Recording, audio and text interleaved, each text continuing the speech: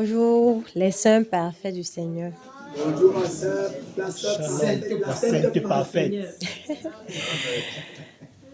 Quand le Seigneur fait une œuvre magnifique dans ta vie, il est bon de témoigner. Amen. Et mon témoignage aujourd'hui, c'est pour m'encourager d'abord moi-même à persévérer dans la prière, surtout quand c'est le Seigneur qui demande de prier, et pour encourager aussi les uns et les autres.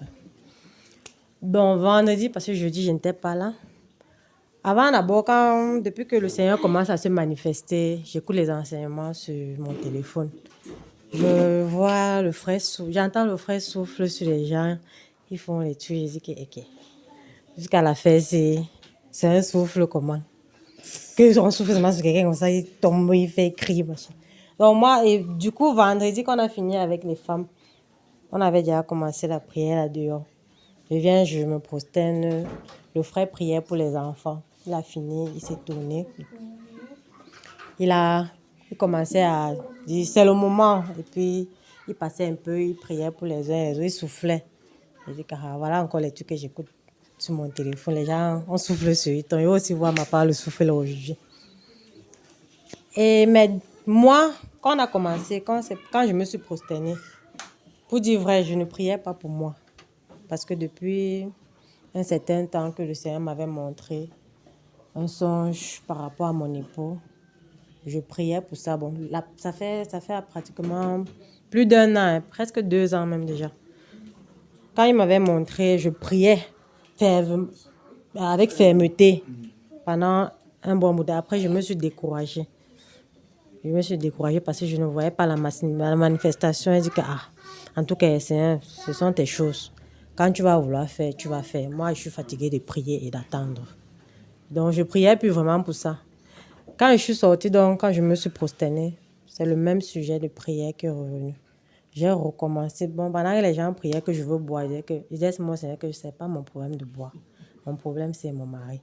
Par rapport à ce que tu m'avais montré, je veux voir cela se manifester aujourd'hui parce que c'est ton serviteur. Et voir quelqu'un qui est serviteur de Dieu ne pas servir Dieu, c'est triste. Et c'est ce que je vivais. Je le voyais. Je disais que, ouais, Seigneur, regarde ton fils. C'est quoi ça? L'appel dans sa vie, ça ne se manifeste pas, c'est pas normal.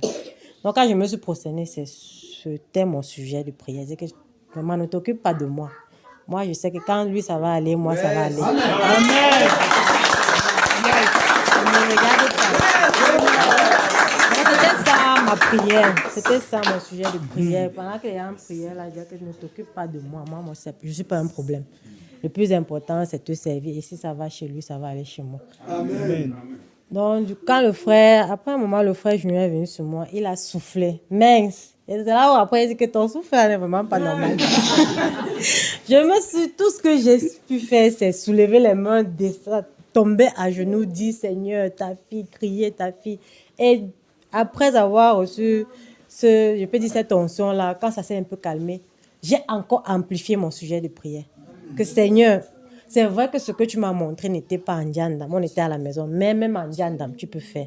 Ton serviteur est là, tu m'as montré comment il priait pour ton fils. Il doit prier pour lui.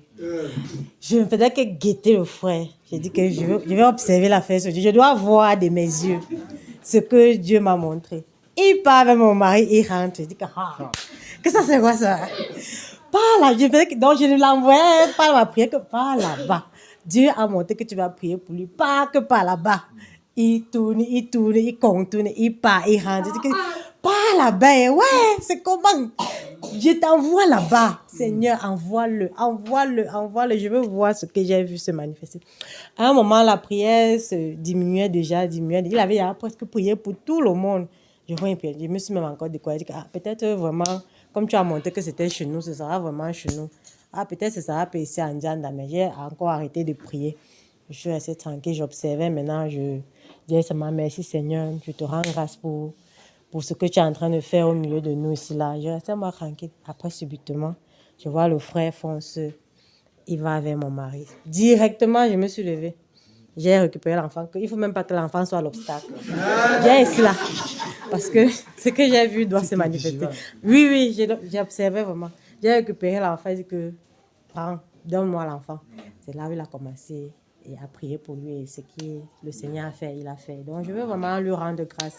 Et lui demander pardon aussi. Demander pardon au Seigneur vraiment pour mon incrédulité à un moment. Parce qu'à un moment, c'était tellement pénible que j'ai dit, je doutais même déjà que, est-ce que ce que j'ai même vu, c'était vraiment le Seigneur? Est-ce que c'était même vu? Peut-être c'était mon imagination. Mais en même temps, mon imagination, j'ai imaginé que le fois, je lui ai venu prier pour mon mari comment. Non, ce n'était pas mon imagination, mais vraiment, à un moment, j'ai vraiment été incrédule. J'ai dit, Seigneur, vraiment, tes choses là, fais comme tu veux. Ça sort comme quelqu'un a chanté. Si ça part à gauche, ça part à gauche, ça part à droite, ça part à droite. Maintenant, je regarde seulement. Et je veux vraiment rendre grâce au Seigneur pour cela.